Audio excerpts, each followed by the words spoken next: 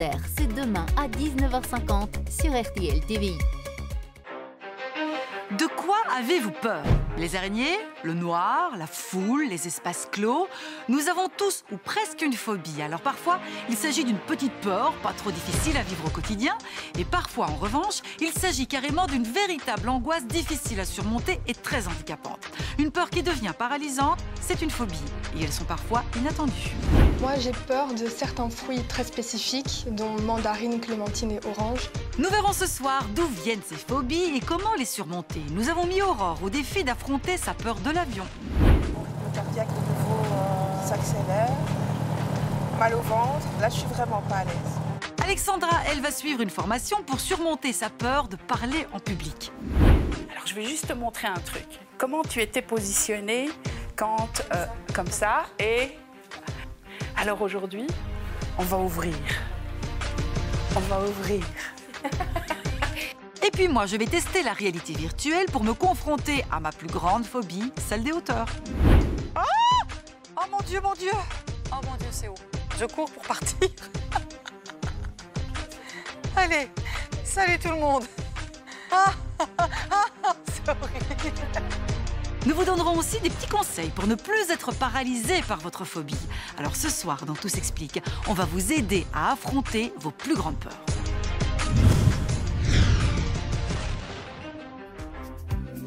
Nous avons tous nos petites peurs, hein, et ça remonte souvent à l'enfance. Mais chez certains, il s'agit carrément de phobie. C'est le cas par exemple d'Aurore. Cette anutoise, fonctionnaire de police, souffre d'une phobie depuis de nombreuses années. Comme 20% des Belges, elle a peur de l'avion. La peur de l'avion, je ne l'explique pas vraiment, c'est plutôt un problème de contrôle et c'est vraiment quelque chose que je ne contrôle pas, cette peur. Une peur très handicapante pour Aurore. Elle s'envole bientôt pour le Vietnam, où elle va rencontrer une petite fille qu'elle parraine via une association. Alors elle est bien décidée à se débarrasser une fois pour toutes de sa phobie. J'aimerais vraiment que ça se passe beaucoup plus sereinement et qu'il n'y ait pas cette fatigue à l'arrivée et que ce soit finalement un plaisir. Alors nous l'avons mise au défi d'affronter sa peur lors d'un vol à bord d'un petit avion, un monomoteur piloté par David à l'aérodrome de Tampou. Bonjour. Bonjour, Vous venez Aurore. pour le vol. Oui, David. c'est le vol? Non, moi je ne rentre pas dans le truc. David a des centaines d'heures de vol à son actif. Et vous faites vraiment ça pour le plaisir? Je fais vraiment ça pour le plaisir. Mon Dieu, quelle idée. Pourtant, s'il y a bien un truc qui est safe, c'est l'avion par rapport à la voiture. Ah, j'aime mieux la voiture. Voler, pour lui, est une passion et presque un jeu d'enfant. Mais pour Aurore, c'est un véritable cauchemar. Elle accepte malgré tout de monter dans l'avion pour un tour de piste. Et j'ai mes fleurs de bac. Pour moi, ça c'est indispensable en vol parce que ça permet quand même de me calmer un petit peu, quoi.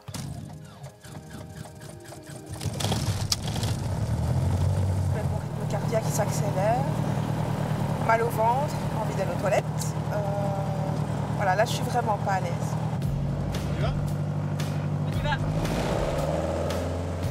Mais Aurore va-t-elle réussir à surmonter sa peur en donnant son feu vert à David pour qu'il décolle? C'est ce que nous allons voir dans quelques instants. Mais la peur de l'avion est loin d'être la seule, hein. Il existe des centaines de phobies. Il y a les phobies dont on parle souvent, comme la peur des araignées, des chiens, peur de la foule, de se noyer, même de vomir. Ma phobie à moi, par exemple, c'est la peur des hauteurs. Radio Contact m'avait mise au défi l'année dernière de monter tout en haut d'une grande échelle. Et croyez-moi, pour moi, ce fut une véritable épreuve. Laissez-moi tranquille, laissez-moi rentrer à la maison. Je vais d'ailleurs essayer de surmonter cette phobie et vous verrez ça tout à l'heure. Certaines phobies nous impactent au quotidien. C'est le cas d'Alexandra, cette salariée d'une grande entreprise d'assurance a peur de prendre la parole en public. Plusieurs fois, à certains moments de ma vie, j'avais besoin de m'exprimer en public et que je n'arrivais pas. Je commençais à bafouiller, je commençais à rougir comme maintenant, à me sentir mal à l'aise. Alexandra a décidé de suivre une formation pour guérir de sa phobie. La formatrice, Elsa Selsin, va d'entrée de jeu confronter les participants à la formation à leur pire angoisse. À froid, je vais vous demander de passer devant nos caméras pour nous donner vos objectifs dans cette formation. Action. Bonjour, moi c'est Alexandra et je trouve ça intéressant de le faire afin que la communication, que quand j'explique quelque chose envers mes collègues et envers les autres, que ce soit clair et précis, sans que ma voix et que je commence à rougir et suer, enfin tout ça. Voilà. Merci beaucoup. Ton feedback. Oui, c'est ma voix. Hein. Je commence à bafouiller. Et les gens qui arrivent, ils arrivent déjà dans une pièce et tout le monde se tait. Et je me dis, ah, je voudrais bien être comme ça. Alors, je vais juste te montrer un truc. Comment tu étais positionnée quand, comme ça. Et alors aujourd'hui, on va ouvrir. On va ouvrir. Une première épreuve difficile pour Alexandra et déjà un premier conseil clé d'Elsa. Plus jamais vous n'allez accepter ce que vous venez d'accepter à l'avenir. Vous direz, excuse-moi, laisse-moi 10 minutes, je veux réfléchir à ce que je vais dire, je veux me préparer. En matière de phobie, il y en a aussi des plus inattendues, voire étonnantes. C'est le cas de Romane, Jade et Vanessa. 3 jeunes femmes qui ont accepté de venir témoigner de leur phobie sous le regard bienveillant du psychologue Dimitri Ekin.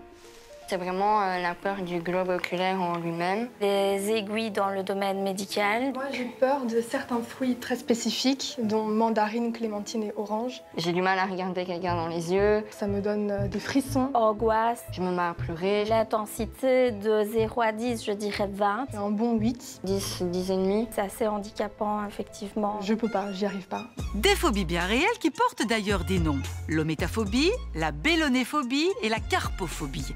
Et ces jeunes femmes sont loin d'être les seules. On estime que 5 à 10% des Européens ont une phobie, dont la liste est presque infinie.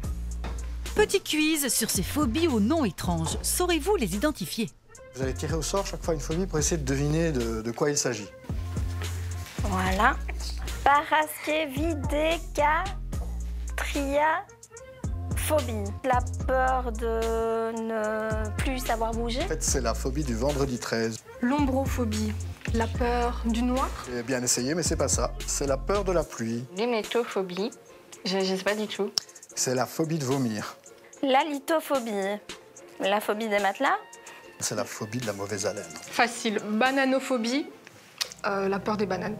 On peut classer toutes ces phobies en 5 catégories. Les phobies animales, les phobies environnementales, comme la peur des hauteurs, dont je souffre d'ailleurs, les phobies situationnelles, par exemple la peur de l'avion, les phobies liées au monde médical et enfin une 5e catégorie qui rassemble toutes les autres. Mais alors au fait, c'est quoi exactement une phobie? Est-ce que c'est finalement la même chose que la peur? Alors la peur, c'est l'émotion que la nature nous a donnée pour faire face aux dangers de l'existence et pour pouvoir nous adapter en mettant en place des stratégies les plus utiles possibles pour répondre à notre besoin, qui en font notre besoin de sécurité. La peur est donc une sonnette d'alarme, une réaction instinctive de l'organisme face à une menace imminente ou un danger. Dans notre cerveau, l'amygdale se met en action en produisant de l'adrénaline qui va se décharger dans tout le corps pour l'aider à réagir, soit en prenant la fuite, soit en attaquant, soit en faisant le mort. Mais pourquoi cette peur prend-elle chez certains les allures de phobie? Contrairement à la peur, il y a une disproportion qui apparaît dans la phobie devant la menace, qui est peu réaliste, qui est disproportionnée et qui est persistante aussi au fil du temps. Les phobies, elles nous viennent parfois de loin, le plus souvent de l'enfance, et c'est le cas de Romane. Je pense que j'avais 5-6 ans quand ma maman m'a dit « Si tu ne manges pas ta mandarine, Saint-Nicolas ne viendra pas ». Je ne l'ai pas mangée finalement, mais je pense que c'est depuis où j'ai vraiment eu cette association. Oui. Donc pour vous, finalement, c'était comme une menace, donc il s'agit là d'un traumatisme, c'est ce qu'on appelle une phobie simple. Il y a eu un événement dans votre passé qui continue à réactiver des émotions aujourd'hui alors que vous êtes adulte, mais rassurez-vous, ça se traite très facilement. Ça va alors. Pour Romane, il s'agit d'une phobie simple, mais il existe aussi des phobies complexes. Dans une phobie complexe, on n'a jamais été confronté, au fond, à l'objet de notre peur par le passé. Un exemple très connu, c'est un petit garçon qui a une phobie du cheval. Alors à l'époque, il y avait beaucoup de chevaux dans les rues, mais il n'avait jamais connu d'incident avec le cheval. Et en fait, il avait déplacé la terreur profonde qu'il avait vis-à-vis de son père sur la figure du cheval, imposante. Et donc pour lui, c'était plus économique de dire « j'ai peur du cheval » que de dire à son père « papa, j'ai peur de toi ». Mais il n'est pas toujours possible de trouver l'origine d'une phobie. Souvent, on n'y arrive pas. Et donc, parfois, on doit faire le deuil de la compréhension de la phobie. Quand on souffre de phobie, toutes les sensations physiques de la peur se manifestent dans notre corps. Nous avons fait l'expérience avec les 3 jeunes phobiques. Dimitri Ekin va leur proposer de regarder une image de l'objet de leur phobie. D'abord Vanessa, qui a la peur des aiguilles. Qu'est-ce qui se passe quand vous regardez cette image? Le plastique, ça va, mais l'aiguille, ça va pas du tout. Mes jambes commencent déjà à trembler. Ensuite, Jade, la phobique des yeux. Allez, allons-y. Je me rends compte que cette image continue à activer beaucoup d'émotions chez vous. Ça va. Ça va. C'est middle, mais ça va. Et enfin, Romane, la jeune femme qui a peur des fruits oranges. Alors, Romane, est-ce que vous seriez prête à vous aussi regarder l'objet de votre phobie? Ok. Voici. Oh, l'intérieur à côté, là, c'est dégoûtant. Dégoûtant. J'ai envie de pleurer. Envie de pleurer. Tout de suite, une réaction émotionnelle. Du dégoût. Les mains très moites. Très moite. Ah, c'est la partie là. D'accord. Des symptômes physiques bien réels jusqu'à des extrêmes parfois. Je tombe dans les pommes, je perds connaissance complètement, j'ai même fait des crises de tétanie.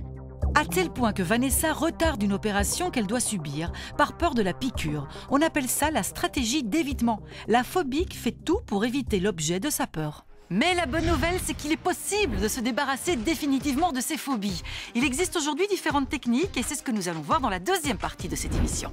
Nous vous donnerons aussi des conseils pour surmonter vos peurs. Nous verrons si Aurore a osé décoller à bord du bimoteur et si Alexandra a réussi à vaincre sa peur de parler en public. Et puis moi, je me prêterai au jeu de la réalité virtuelle.